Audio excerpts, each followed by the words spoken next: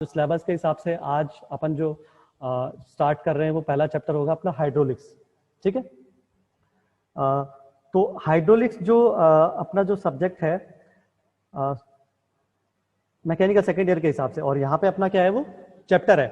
ठीक है, तो जो यहाँ पे जो हाइड्रोलिक्स जो चैप्टर है उसमें अपन को जो ये जो डिप्लोमा सेकेंड ईयर इलेक्ट्रिकल में जो अपना सिलेबस है उसके अंदर बेसिकली मोटे मोटे तौर पे फ्लूइड प्रॉपर्टीज के तौर पे उसमें आपके सिलेबस के अंदर है। यानी कि अगर हम बात करें इस चैप्टर की, तो इस चैप्टर में हमें कुछ स्पेसिफिक 5-6 टॉपिक पढ़ने होंगे, जिनमें से आपका जो पहला टॉपिक रहेगा आपका जनरल इंट्रोडक्शन, ठीक है, आपका हाइड्रोलिक्स का।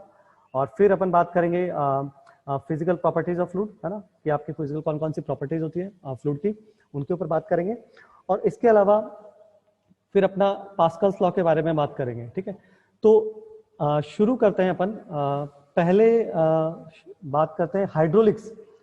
हाइड्रोलिक्स का जो जनरल अगर हम लोग अगर इसका हिंदी नाम के हिसाब से देखें, है ना, तो बेसिकली आपका जो फ्लूइड से रिलेटेड ये पूरी की पूरी स्ट्रीम है।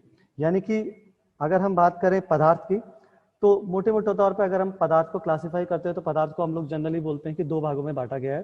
पहला आपका सॉलिड जिसे हम ठोस कहते हैं, दूसरा आपका फ्लूइड जिसे हम तरल कहते हैं। फिर तरल को फर्दर 2 भागों में क्लासिफाई किया गया, लिक्विड के अंदर जिसे हम द्रव कहते हैं, और दूसरा हमारा गैस। तो अगर मोटे मोटे तौर पर ब्रॉडली अगर हम बात करें तो पदार्थ आपका 2 प्रकार का हुआ, जिसमें आपका सॉलिड और फ्लूइड टाइप का।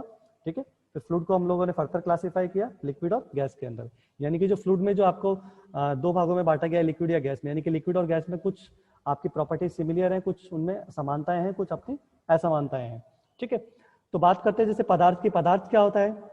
पदार्थ की अगर हम लोग डेफिनेशन वाइज बोलें तो कोई भी चीज that is having certain mass and volume and occupy some space in universe, वो हमारा क्या कहलाता है? पदार्थ। यानी कि हम यूं कहें कि पदार्थ वो होता है जिसका कुछ ना कुछ द्रव्यमान होता है, ठीक है, कुछ ना कुछ उसका आयतन होगा, और वो जो हमारा स्पेस है, जो अंतरिक्ष में कहें कि वो कुछ ना कुछ अपनी क्या करेगा, जगह घेरेगा, कुछ ना कुछ स्पेस क्या करेगा, ऑक्यूपाई करेगा। ये तो बात हुई अपने पदार्थ की। फिर पदार्थ में जो हमारा यहाँ पे जो स्पेसिफिक जो स्टडी का जो पॉइंट रहेगा वो रहेगा हमारा यहाँ पे फ्लूइड। ठीक है, फ्लूइड की बात करते हैं। फ्लूइड को हम जनरली बोलते हैं तरल। तरल क्या होता है? तरल जनरली जो अगर हम बात करें तो जो तरल होता है उसकी जो प्रॉपर्टी होगी वो एक तरीके से हम यूं कहें कि मतलब a substance that is able to flow under the action of shear force however the small shear force may be. कुछ इसको इस तरह समझे कि जैसे कोई पदार्थ ऐसा हो जो कि जिसपे अगर जो कि एक तरीके से बहने में सक्षम हो।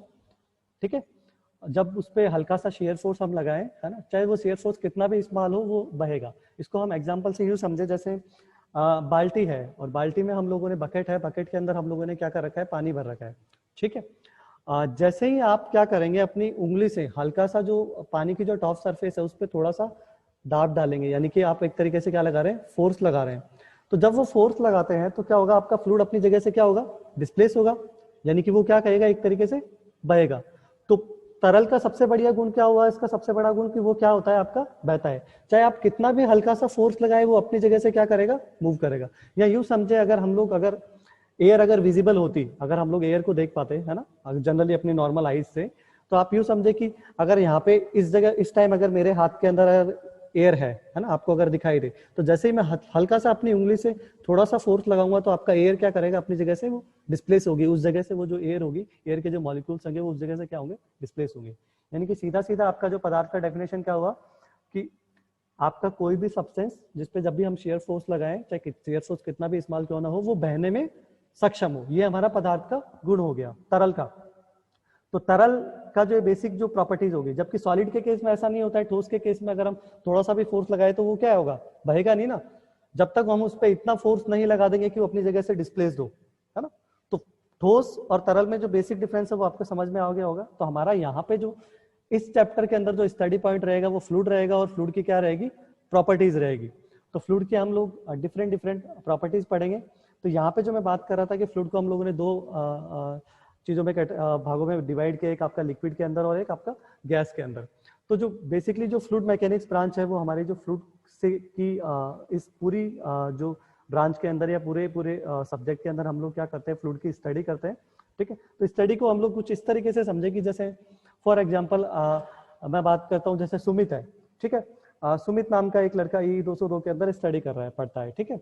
तो अगर जैसे मुझे अगर सुमित से अगर कुछ काम है, ठीक है, तो मुझे पहले सुमित वो काम कर पाएगा कि नहीं कर पाएगा, उसके लिए मुझे ये पता होना चाहिए कि सुमित की क्या क्या प्रॉपर्टीज है। से एग्जांपल अगर मैं ये कहूँ कि जैसे मुझे कोई सुमित ये मार्केट के बारे में अगर उसको मुझे पूछना है किसी चीज के बारे में कि सुमित तेरे को आइडिया है कि ये जगह कहाँ पे है, तो अगर सुमित ने वो एरिया देखा हुआ होगा तो उसको पता होगा, ठीक है। लेकिन यहाँ पे जो अगर हम लोग अपने सब्जेक्ट से को रिलेट करके देखें इस चीज को, तो इसको कुछ यूं समझे कि सुमित की, जैसे मैं सुमित को बोलूँ कि सुमित मेरे को ये एक यहाँ पे एक छोटा सा बकेट रखा हुआ है पानी का, और इस बकेट को आपको इस जगह से उठा के और ये क्लास के बाहर अपन को रखना है फिलहाल, है ना। तो उस चीज के लिए सुमित में क्या कैपेबिलिटी होनी चाहिए कि सुमित की आपकी वेट कैरिंग कैपेसिटी अच्छी होनी चाहिए, वो मजबूत कद काठे का होना चाहिए, ताकि अगर बाल्टी का लोड बहुत ज्यादा है तो वो इजीली वो क्या कर ले, उसको कैरी कर ले, ठीक है। इसी तरह अगर हम जनरल बात करें, जैसे अगर सपोज करो आपको स्टडी करनी होगी, आप कहेंगे कि ग्रुप स्टडी करेंगे, तो ग्रुप स्टडी में आपके क्लास में अगर मैं कहूँ कि 60 बच्चे हैं, तो 60 बच्चों में से आप सबसे पहले ग्रुप स्टडी के लिए किस बच्चे के पास फोन करेंगे या किस बच्चे से कांटेक्ट करेंगे जो आपको लगेगा कि बहुत ज्यादा सिंसियर है, जिसको पढ़ाई में बहुत ज्यादा इंटरेस्ट है या जो बहुत होशियार है, तो आप कोशिश करेंगे कि उस बच्चे से पूछें पहले। या फिर आप किसी दूसरे बच्चे को, उस बच्चे को अगर पूछेंगे जिसका स्पोर्ट्स में ज्यादा इंटरेस्ट है, तो फिलहाल हो सकता है वो आपको इनिशियली पहले बार में मना कर दे कि नहीं यार मुझे पढ़ना नहीं है, फिलहाल मैं गेम खेल रहा हूँ, है ना। पर ऐसा हो सकता है कुछ बच्चे जो ज्यादा पढ़ते हो तो आप कहेंगे कि हाँ ठीक है पढ़ना है, चलो मैं अभी आता हूँ। तो मेरे कहने का मतलब क्या है कि यहाँ पे हमें उसकी प्रॉपर्टी पता हो अगर उस बच्चे की, तो हम अपनी रिक्वायरमेंट के हिसाब से क्या है उसकी सहायता ले सकते हैं, है ना। फ्लूइड में भी यही कॉन्सेप्ट रहेगा।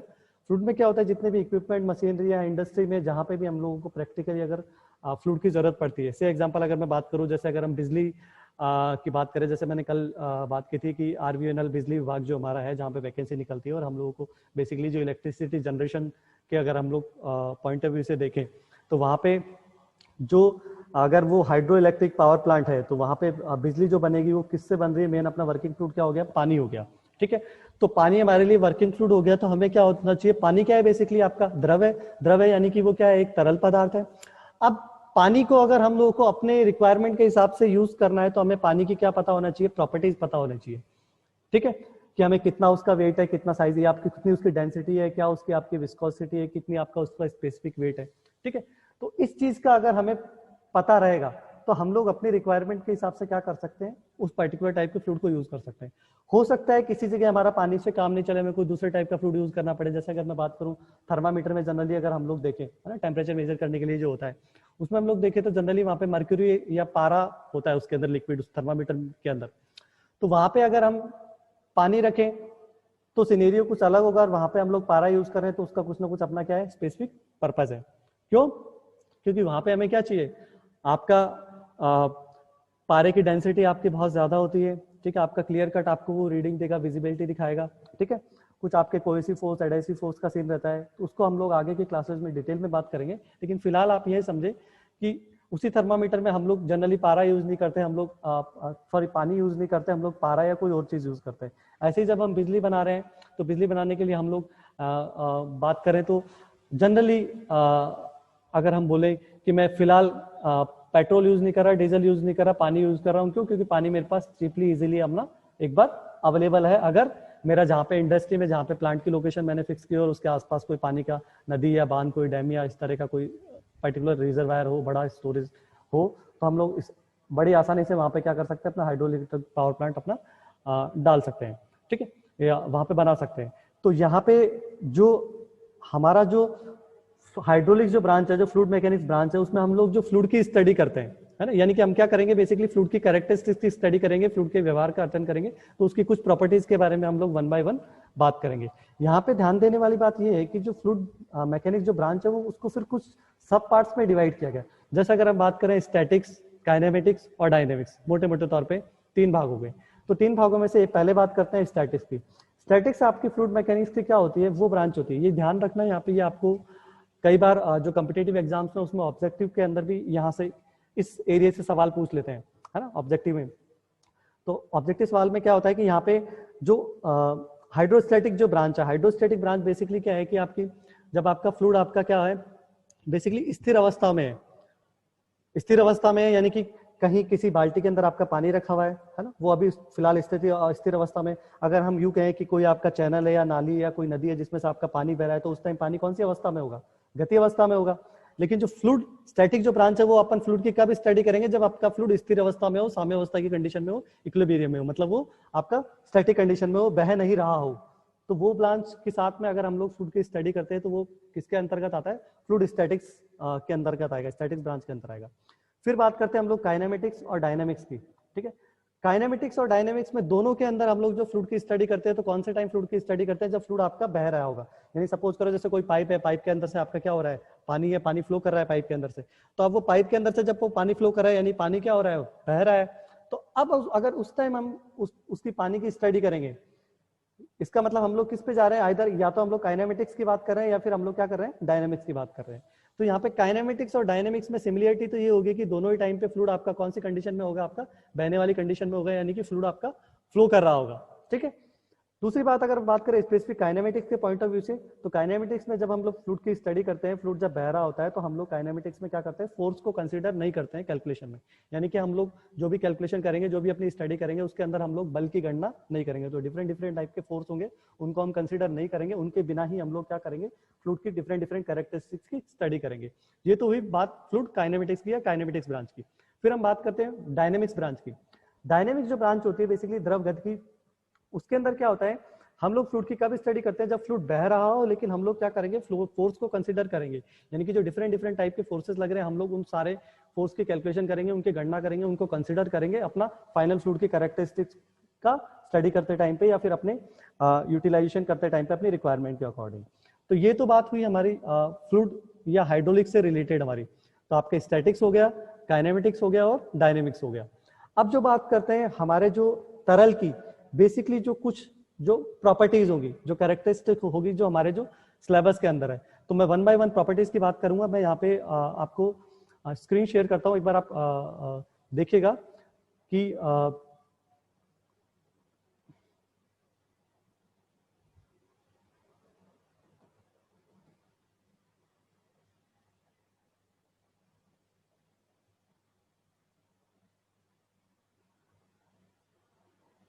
क्या आप देख पा रहे हैं स्क्रीन, ठीक है। तो आपको सामने जो नजर आ रहा होगा कि जो हमारा जो चैप्टर हम लोग पढ़ रहे हैं वो हाइड्रोलिक्स चैप्टर है, ठीक है। इस हाइड्रोलिक्स चैप्टर में हम लोग बात कर रहे हैं किसकी, फिजिकल प्रॉपर्टीज की फ्लूइड की, ठीक है। यहाँ पे अगर मैं फिजिकल प्रॉपर्टीज की बात करूँ तो आपका जो इस हमारे जो सिलेबस के अंदर, इस चैप्टर के अंदर जो हमारे जो प्रॉपर्टीज है उनमें से कौन कौन सी प्रॉपर्टीज है, डेंसिटी, ठीक है। फिर उसके बाद में हमारा स्पेसिफिक वॉल्यूम, ठीक है। फिर स्पेसिफिक वॉल्यूम के बाद में आपका स्पेसिफिक वेट, स्पेसिफिक ग्रेविटी और विस्कोसिटी। तो कुल जो है 5 प्रॉपर्टीज हैं जो हम लोग यहाँ पे हम लोग इस चैप्टर के अंदर स्टडी करेंगे, ठीक है। सबसे पहली जो प्रॉपर्टीज है डेंसिटी और मास डेंसिटी, जिसे हम घनत्व भी कहते हैं। दूसरी प्रॉपर्टी हम स्पेसिफिक वॉल्यूम जो कि विशिष्ट आयतन भी कहलाता है। स्पेसिफिक वेट जिसे हम अपेक्षित भार भी कहेंगे। स्पेसिफिक ग्रेविटी जो आपके अपेक्षित घनत्व है ना, कई बार इसको रिलेटिव डेंसिटी भी हम बोलते हैं। और जो 5वीं जो हमारी प्रॉपर्टी होगी फ्लूइड की वो यहाँ पे होगी विस्कोसिटी। तो आपको ये ध्यान में रखना है, जो मैंने जो एग्जांपल दिया था कि हम क्यों पढ़ रहे हैं ये, क्योंकि जैसे मैंने जो आपको बच्चे वाला एग्जांपल दिया था, किसी एक स्टूडेंट का एग्जांपल दिया था कि सपोज करो अगर मुझे मूवी देखने जाना है तो मैं अपने फ्रेंड्स में से सबसे पहले उस फ्रेंड्स को कॉल करूंगा जो कि मूवी देखने में जनरली इंटरेस्टेड रहता है। यानी कि मुझे उसकी कैरेक्टरिस्टिक पता है कि अगर मैं इसको मूवी देखने के लिए बोलूंगा तो ये मना नहीं करेगा, ये मेरे साथ निकल पड़ेगा। ऐसे ही अगर मुझे क्रिकेट खेलना होगा या कोई गेम खेलना होगा तो मैं उस फ्रेंड को कॉल करूंगा जो कि क्रिकेट में जिसका बहुत ज्यादा इंटरेस्ट है। तो मुझे पता है कि अगर मैं उसको कहूंगा तो वो क्रिकेट खेलने के लिए आराम से तैयार हो जाएगा। तो इसी तरह यहाँ पे हमारा जो पॉइंट क्या है कि हम फ्लूइड डिफरेंट टाइप के फ्लूइड्स अवेलेबल है हमारे पास में, अलग अलग प्रकार के द्रव अवेलेबल है, अलग अलग प्रकार के डिफरेंट गैसेस हैं हमारे पास में। उनमें से अपनी रिक्वायरमेंट के अकॉर्डिंग हमें क्या करना है, कौन से टाइप का तरल डिसाइड करना है, यूज करना है। यानी कि कौन से टाइप का हमें द्रव लेना है, कौन से टाइप की हमें गैस लेनी है, हाइड्रोजन ले, नाइट्रोजन ले है या हीलियम ले, या फिर हम लोग कैरोसिन ले, वाटर ले, ठीक है, या फिर आपका पेट्रोल ले, ठीक है, या फिर पारा यूज करें, एचजी यूज करें। तो वो कब डिसाइड कर पाएंगे हम लोग, जब हमें हर एक फ्लूइड की क्या पता लगेगी, कैरेक्टरिस्टिक्स पता रहेगी। तो इन जो फ्लूइड की कैरेक्टरिस्टिक्स की अगर हम बात करें तो जो कॉमन जो हमारी जो कैरेक्टरिस्टिक्स सबसे पहले की बात करते हैं यहाँ पे ये जो कैरेक्टरिस्टिक है हमारी डेंसिटी और मास डेंसिटी। तो बात करते हैं डेंसिटी और मास डेंसिटी की। अगर हम बात करें डेंसिटी और मास डेंसिटी को, तो जो अगर परिभाषा के हिसाब से अगर हम बोले डेंसिटी या मास डेंसिटी, यानी कि डेंसिटी मतलब घनत्व और मास डेंसिटी मतलब मास मतलब द्रव्यमान और डेंसिटी मतलब घनत्व। तो द्रव्यमान या द्रव्यमान घनत्व क्या होता है अगर हम इसकी परिभाषा की बात करें डेफिनेशन वाइज, तो बेसिकली ये है आपका it is the ratio of the mass of the fluid to the volume of the fluid, यानी कि जो तरल के द्रव्यमान का और उसके आयतन का अनुपात क्या कहलाता है, डेंसिटी कहलाता है। तो डेंसिटी को जनरली हम क्या करते हैं रो से डिनोट करते हैं, ठीक है। जो रो से डेंसिटी को हम लोग जो डिनोट कर रहे हैं, तो यहाँ पे जो मास ऑफ द फ्लूइड को से एग्जांपल हमने एम से डिनोट किया है यहाँ पे, कि जो तरल का जो हमारा द्रव्यमान है उसको हम लोग एम से डिनोट कर रहे हैं। यहाँ पे जो तरल की जो वॉल्यूम है उसको हम लोग क्या कर रहे हैं वी से डिनोट कर रहे हैं। यहाँ पे ध्यान देने वाली बात यह है कि कई बार आपके जो कई बार कॉम्पिटिटिव कुछ एग्जामिनेशन होते हैं जिनमें जनरल साइंस के सवाल पूछे जाते हैं, तो वहाँ पे क्या होता है जो डिफरेंट टाइप के जो प्रॉपर्टीज है उनका कई बार मात्रक भी पूछ लिया जाता है। तो मात्रक का सिंपल सा कॉन्सेप्ट है कि हमें क्या करना है यहाँ पे इस डेंसिटी जो हमारी है रो, इस रो डेंसिटी का अगर हमें मात्रक निकालना है तो हमें क्या करना होगा, हमें जो द्रव्यमान है उसका मात्रक पता होना चाहिए और जो वॉल्यूम है उसका मात्रक हमें क्या होना चाहिए, पता होना चाहिए। तो यहाँ पे अगर आप लोग ध्यान दें तो यहाँ पे जो तरल का जो द्रव्यमान है जनरली हम लोग किलोग्राम में मापते हैं, ग्राम में माप सकते हैं, पाउंड में माप सकते हैं, डिफरेंट अपनी मेजरमेंट की स्टैंडर्ड्स है। तो हम लोग जनरली एसआई यूनिट्स या एमकेएस यूनिट्स की बात करेंगे जिनमें हम लोग एमकेएस यूनिट में जिसमें हम लोग द्रव्यमान को हम लोग किलोग्राम में लेंगे हमेशा, ठीक है। और जो हमारा टाइम होगा उसको हम लोग सेकंड में लेंगे और जो लंबाई होगी उसको हम लोग मीटर में डिनोट करेंगे। मैं फिर से दोबारा रिपीट करता हूँ, द्रव्यमान को जनरली जो हम लोग स्टैंडर्ड जो यहाँ पे यूनिट की बात करेंगे तो हम लोग केजी में मापेंगे। इसी तरह जो लंबाई है, लेंथ है, उसको हम लोग क्या करेंगे, मीटर में मापेंगे और जो टाइम है उसको हम लोग सेकंड में मापेंगे। तो यहाँ पे आपको स्क्रीन पे जो दिखाई दे रहा है उसमें आप देख पा रहे हैं कि यहाँ पे जो द्रव्यमान का मात्रक हम लोगों ने किलोग्राम लिया और जो वॉल्यूम का जो मात्रक है वो हमारा क्या हो गया, मीटर की क्यूब। किस तरीके से हुआ वॉल्यूम का मात्रक मीटर की क्यूब? वॉल्यूम क्या होता है जनरली, मैंने कहा कि हम लोग लंबाई को किसमें मेजर करते हैं, मीटर के अंदर। तो वॉल्यूम क्या होता है हमारा, एरिया इनटू आपका विड्थ, या यूं कहें हम लोग कि अगर वॉल्यूम की बात करें तो आपकी length into width into height, यानी कि लंबाई गुणा चौड़ाई गुणा ऊंचाई। अगर हमें किसी चीज का वॉल्यूम निकालना है तो बेसिकली हम क्या करेंगे, उसका लंबाई और उसकी चौड़ाई और जो ऊंचाई है उसको गुणा कर देंगे। तो लंबाई हम मीटर में मापेंगे, चौड़ाई भी हम मीटर में मापेंगे और ऊंचाई भी उसकी मीटर में मापेंगे। तो मीटर इंटू मीटर क्या हो गया हमारा, मीटर की क्यूब। तो बेसिकली यहाँ पे वॉल्यूम की इकाई हो गई हमारी मीटर की क्यूब और जो द्रव्यमान का हमारा मात्रक हुआ केजी। तो जो डेंसिटी की जो यूनिट हुई वो क्या होगी, केजी पर मीटर की क्यूब। ये मात्रक हमें ध्यान में रखना है, ठीक है। उसके बाद अगर मैं बात करूं जो यहाँ पे मैंने इसकी विमा की बात की है, आप लोग स्क्रीन पे देख पा रहे हैं कि डेंसिटी की जो विमा है बेसिकली m l की पावर -3 और t की पावर 0। यहाँ पे m हमारा क्या कर रहा है, द्रव्यमान को डिनोट कर रहा है, l हमारा लेंथ यानी कि लंबाई को डिनोट कर रहा है। तो m तो हमारा क्या हो गया, मास यानी कि द्रव्यमान, l जो हो गया वो लंबाई यानी कि लेंथ, और जो t है वो t बेसिकली टाइम यानी कि हमारा समय। तो ये जो डेंसिटी की हम लोग विमा के टाइम बात करेंगे तो आप यहाँ पे से ध्यान पे देख पा रहे हो कि अगर हम लोग इस जो फॉर्मूले की बात करें m/v की, यानी कि बात करें केजी पर मीटर की क्यूब की, तो यहाँ पे m किसका मात्रक है, हमारा केजी द्रव्यमान का मात्रक है। तो m की पावर हमारे पास कितना आया यहाँ पे 1, ठीक है। फिर उसके बाद करें नीचे जो हमारा अपॉन के अंदर है वॉल्यूम हमारा किसमें है, मीटर के क्यूब में, यानी कि वॉल्यूम क्या होता है हमारा, लंबाई गुणा चौड़ाई गुणा ऊंचाई। यानी कि हम बात करें लंबाई को भी मीटर में मापेंगे, चौड़ाई को भी मीटर में मापेंगे, ऊंचाई को भी मीटर में मापेंगे, यानी कि तीनों क्या हो गए बेसिकली लेंथ। तो L की पावर क्या हो गया 3, L की पावर 3, एक लंबाई का, एक चौड़ाई का और एक ऊंचाई का। इस तरीके से L की पावर जो 3 हुई, जब हम इसको यहाँ से ऊपर लेके जाएंगे तो वो L की पावर क्या हो जाएगा -3। और इस जो डेंसिटी के अंदर कहीं भी ये टाइम के ऊपर आपका डिपेंडेंट नहीं है, तो इसमें आपका t हमारा क्या ले लेंगे हम 0, यानी कि टाइम हमारा क्या रहेगा 0, उसकी जो पावर रहेगी। तो इस तरीके से हम लोग देख सकते हैं कि डेंसिटी जिसका फॉर्मूला है m/v और जिसका मात्रा की अगर हम बात करें तो केजी पर मीटर के क्यूब, और जिसकी अगर हम विमा की बात करें तो ml-3 t⁻�0 हमारा इसकी विमा रहेगी। ये तो बात हुई डेंसिटी की। ठीक है, इस डेंसिटी में हमें यहाँ पे ध्यान देने वाली बात है, अगर आप जो यहाँ पे स्क्रीन पे गौर से देखें तो जो डेंसिटी है हमारी पदार्थ के, एक तो दाब के ऊपर डिपेंड करेगी और एक उसके तापमान के ऊपर डिपेंड करेगी। यानी कि जो दाब है जो उस टाइम पे एनवायरनमेंट में है ना, जो भी दाब और तापमान दोनों क्या करेंगे, पदार्थ की डेंसिटी को प्रभावित करेंगे। तो हमारे पास यहाँ पे जो तरल है, हमारा जो तरल है पदार्थ, हमारा यहाँ पे कौन सा है, तरल। तो हमारा जो तरल है उसकी डेंसिटी को कौन कौन प्रभावित करेगा, दाब भी प्रभावित करेगा और तापमान भी प्रभावित करेगा। यानी कि अगर हम तापमान को घटाते हैं या बढ़ाते हैं तो हमारी डेंसिटी चेंज होगी, ऐसे ही हम लोग दाब को बढ़ाते हैं या घटाते हैं तो हमारी डेंसिटी क्या होगी, चेंज होगी। तो स्क्रीन पे आप देख पा रहे होंगे कि यहाँ पे जो P को डिनोट किया है मैंने प्रेशर से। तो अगर हम लोग तरल के ऊपर दाब लगाएं, तरल के ऊपर दाब लगाए तो आप देख पा रहे हैं मैंने डेंसिटी को क्या दिखाया है कि डेंसिटी क्या होगी, तरल की बढ़ेगी, इंक्रीज करेगी। अगर हम लोग तरल के ऊपर प्रेशर बढ़ाते हैं, है ना, तरल का प्रेशर इंक्रीज करते हैं तो क्या होगा, तरल की डेंसिटी भी बढ़ेगी। इसी तरह अगर हम बात करें तरल के तापमान की, अगर कि हम लोग कोई तरल है, पानी है, जैसे पानी का धीरे धीरे अगर हम लोग उसको पानी को गर्म करें, है ना, उसको तापमान दे, जैसे जैसे उसका टेम्परेचर बढ़ाएं, तो जैसे जैसे पानी का टेम्परेचर बढ़ाएंगे तो क्या होगा, उसके मॉलिक्यूल एक दूसरे से दूर दूर होंगे। जैसे ही मॉलिक्यूल एक दूसरे से दूर दूर होंगे तो क्या होगी, पानी की डेंसिटी कम हो जाएगी।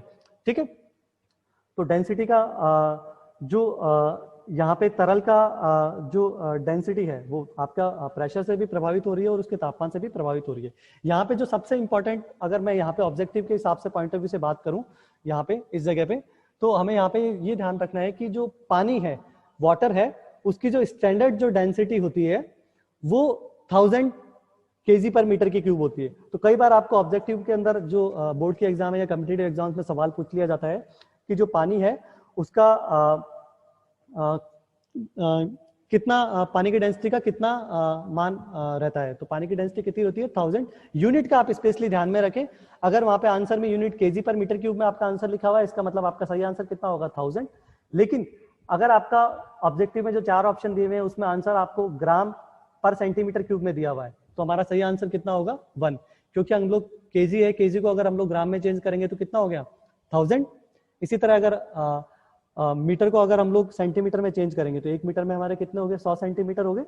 तो अगर यहाँ पे अगर इस फॉर्मूले के अंदर हम केजी की जगह 1000 ग्राम लिख दें और मीटर की क्यूब है वहां पे हम लोग मीटर की जगह अगर हम लोग लिखें सेंटीमीटर, तो सेंटीमीटर की क्यूब हो जाएगा वो। तो 1 मीटर में 100 सेंटीमीटर होते हैं, तो क्या होगा बेसिकली 100 की क्यूब नीचे की साइड में, और ऊपर की साइड में आपका क्या रहेगा, 1000 रहेगा। तो इसको जब हम लोग सिंप्लीफाइड करेंगे 1000 केजी पर मीटर के क्यूब को, तो ये हमारा 1 ग्राम पर सेंटीमीटर क्यूब आता है। आप कैलकुलेट करके भी दे सकते हैं, पर आपको यहाँ पे ध्यान में भी रखना है कि स्टैंडर्ड के हिसाब से, जैसे अगर ऑब्जेक्टिव में अगर इस तरीके का सवाल होता है तो आप बिना टाइम वेस्ट करें आप स्टैंडर्ड आप ध्यान में रखें कि पानी का जो स्टैंडर्ड अगर डेंसिटी की बात करें, है ना, स्पेसिफिक टेम्परेचर और प्रेशर पे, तो वो हमारी 1000 केजी पर मीटर क्यूब होती है और 1 ग्राम पर सेंटीमीटर की क्यूब रहती है। इसके बाद हम बात करते हैं सेकंड जो प्रॉपर्टी की।